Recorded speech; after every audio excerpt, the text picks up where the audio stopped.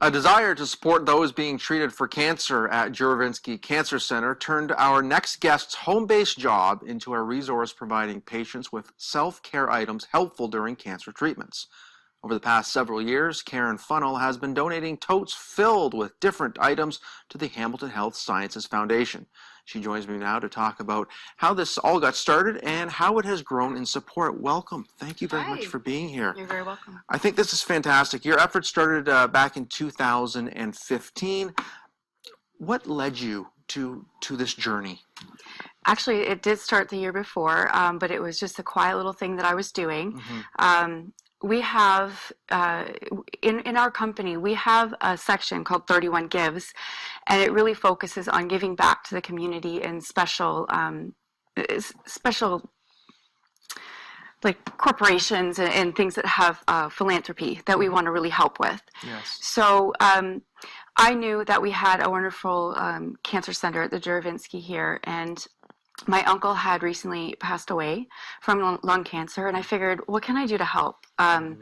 Mostly everybody's been affected by cancer, and we have such a wonderful center here locally in Hamilton that I thought, let's start there. I'd also attended Booba Palooza when they used to run that, and that was just, timing was perfect. Like, this is really where I want to help. Yeah, that's wonderful. So when you first started, I understand there was a couple dozen tote bags kind of put together. How has that grown since?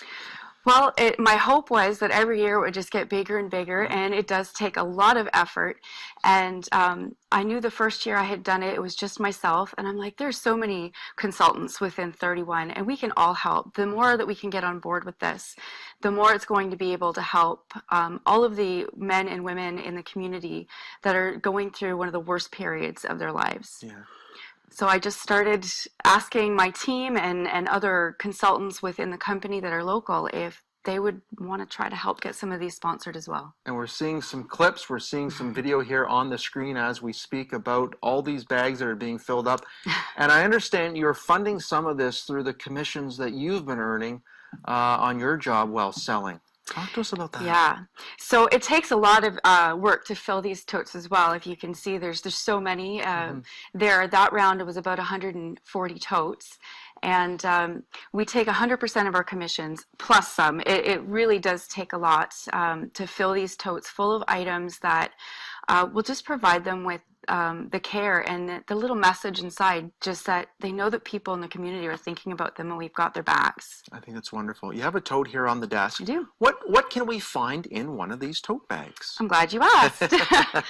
Fortunately, I had a few leftover items here. I buy stuff when it's on sale, and Sure. we all kind of do that. But we're led through the information through Juravinski on what exactly these patients need and require, and we're finding out more and more all the time.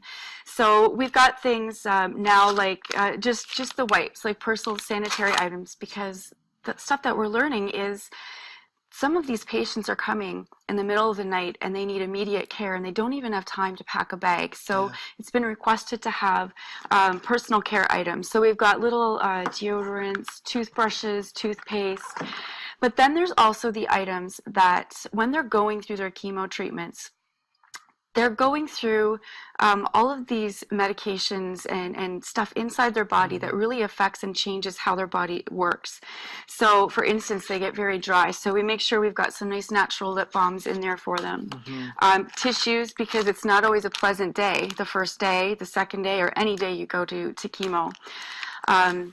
We've got bottles of water because they're always dry. Inside is where the fun stuff comes. I know they get very cold, so we get blankets. So we go and buy blankets, or we have people sponsor them.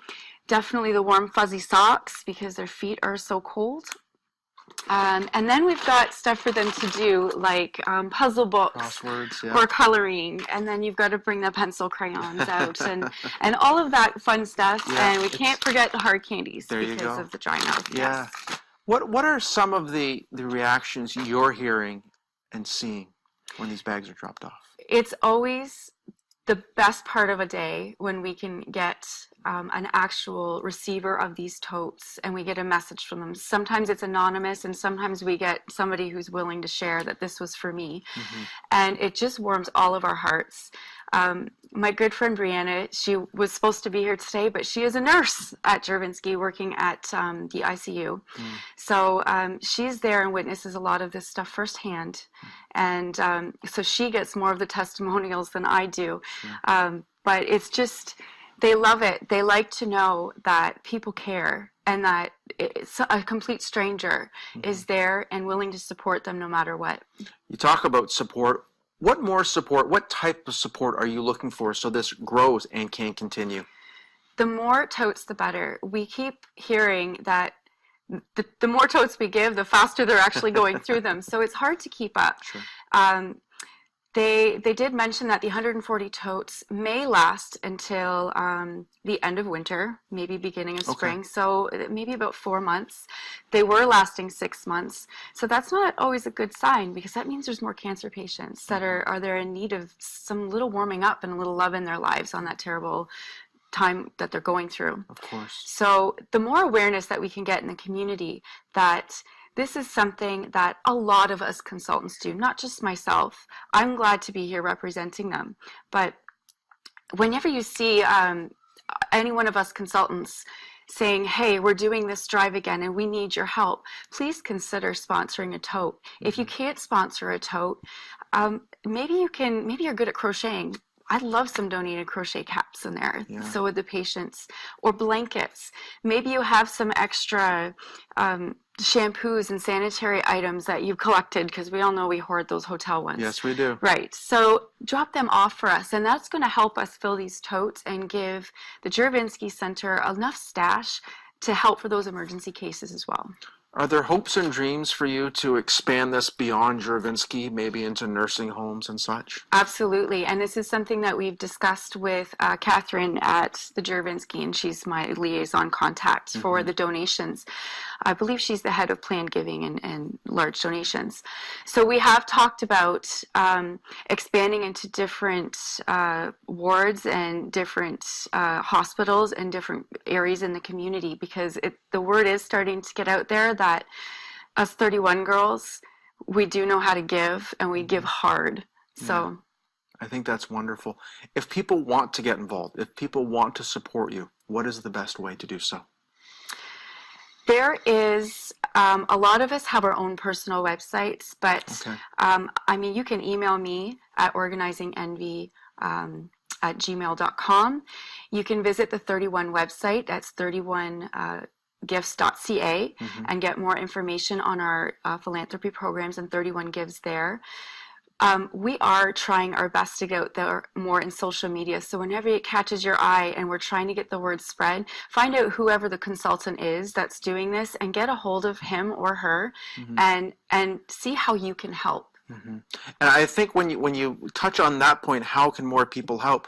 There must be, have you ever put a challenge out to other home-based businesses saying, hey, look, I'm doing this. Have you put those challenges out there? Absolutely. A dear friend of mine who works with the Arbonne direct sales company, she is always there. Her name's Leanne Bors, and she always donates pure, safe, and beneficial lotions that are much better for their skin. At that time, there's no chemicals or anything in them. So we do try to work with other home-based businesses to help fill these totes as well. You mentioned there's about 140 that will last you until, you said, end of winter, early spring. Are you still already collecting and getting ready for that, I guess I want to call it a summer, fall push? Are you already thinking 6-7 months out? Yes, because we do have to plan this because it's getting bigger. It takes a lot of coordination and effort. And like I said, finding out when I've got that extra $20, I will go buy some socks. I will go and buy some wipes or some toothbrushes and make sure that I've got them. Even our dentist's office, all of us consultants, we go and ask them and they will give us toothpaste and stuff. So when we're going to our appointments, we're like, hey, you got anything you can donate? Yes. Yeah, wonderful. So we're always gathering. I think what you are doing is wonderful, and no doubt our viewers are thinking that too, and hopefully you've inspired some of them to be able to give to you fine ladies. Thank you so much for coming in, and best of luck as you continue on. Thank you so much.